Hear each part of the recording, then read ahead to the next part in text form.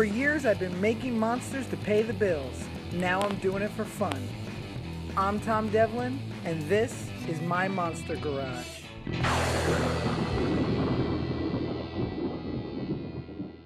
What do you get when you mix an old fish tank, a metal cabinet, a donated waterbed, some servos, and an old foam latex mask? Hopefully, a badass fortune-telling witch. Hey guys, welcome back. So what I'm doing this week is building a fortune teller machine, similar to those Zoltar machines that you might have seen on every street corner in Las Vegas. Since I moved here, I've been really obsessed with these machines, and I just thought I'd give a stab at making my own. So I found this old disco ball in the trash. We'll use that. Also, I had this set of eyes left over from another project. We've got a servo motor, a Bucky skull, and this is a really cool control board. It's called a Pico Talk. It's made by Fright Props. I'll put a link in the description below. So what I'm going to do here is I'm going to run a wire or a rod down to the jaw line so the jaw will be able to move. So here what we're going to do is I will apply the face on the skull, and that will allow me to make sure it's completely glued down.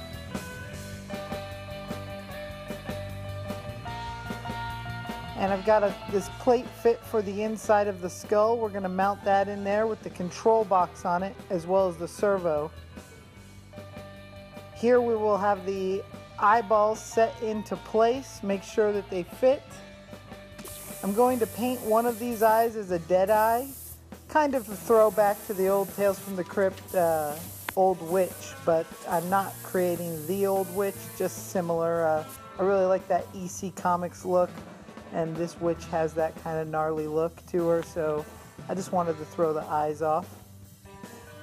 I'm going to mount it onto the rotating part of this disco ball. I found this disco ball in the trash yesterday, so I'm going to use that as kind of a rotator, like a disco rotator. And that's just going to give a little life and movement to the old witch. So I'm just going to run this tube up. I have this sweet skeleton body I'm going to use as my torso, so I will just attach that to the tube.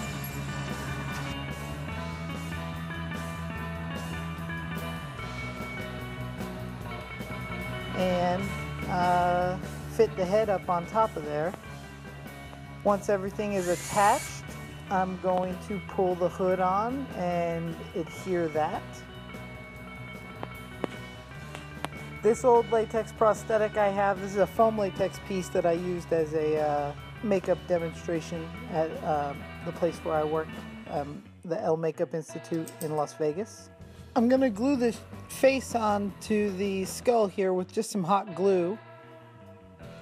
My eyes don't have any eyelids or blinkers, so I can just wrap it up around the skull there. It gives it a very sunken in look. Alright, so here I got some fingers just at a cheap Halloween store, and I'm going to just chop them up and put them on the skeleton hand, and I will paint those to match. And I got this glove we will wrap around the remaining piece of the skeletal fingers there. So I'm going to patch up this old hood. You can see there's a bunch of cotton sticking out of it. There was boils and bumps. I'm just going to use some latex to patch and fill those holes. I just want to get it looking rotten, but at least all in one piece. I'm going to use the DNA color system to paint. Just use a kind of a drab green with yellows. We'll do a little bit of flesh and blood around. The clothing I've had kicking around in some prop boxes for a while, so I've got this old corduroy. We'll use this kind of like a dress. And then I have this really cool lacy piece of a shirt. We'll throw that on. Now that we've got the head on there and everything, we're going to add a wig. and necklace and these little bone bits. The skull around her neck's pretty cool. I found that in Key West. I believe it is a raccoon. And the bones in her hair are chicken bones from Smith's. I got some fried chicken and ate it and used the bones in her hair. All right, so let's see if this lady will move around and cackle.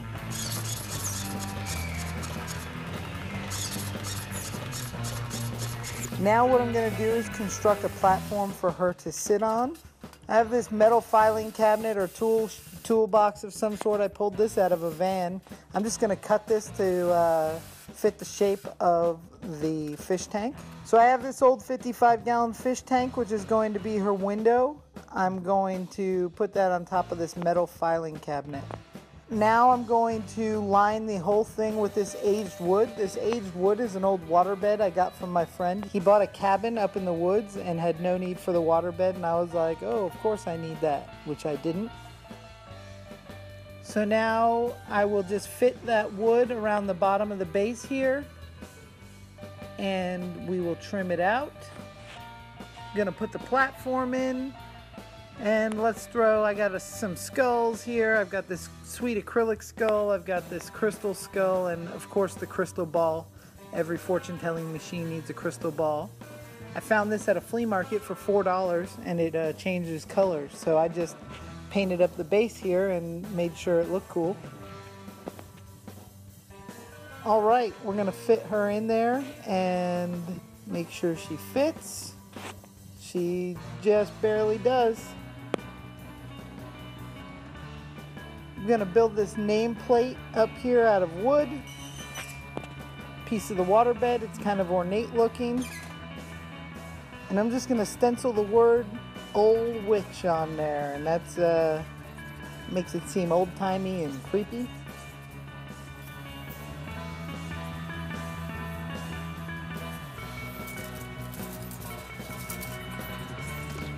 Well, there you have it, guys. There's a fortune-telling machine. I made this in 2 days' time, just out of random junk that I had laying around.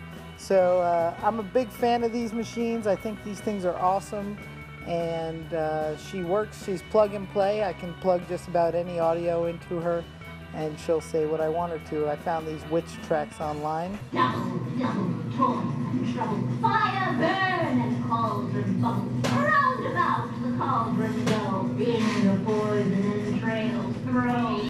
Down the road, I'd like to hook her up to a coin op or a motion sensor, but for right now, you hit play and there she goes. Hope you guys like this one. I love these vintage, creepy, cool props, so if there's anything you guys want to see me do on the show, just put it in the comments below. I've had a couple requests for Masters of the Universe characters, which I think is cool. Maybe I will do that down the road. And until next week, I will see you guys later.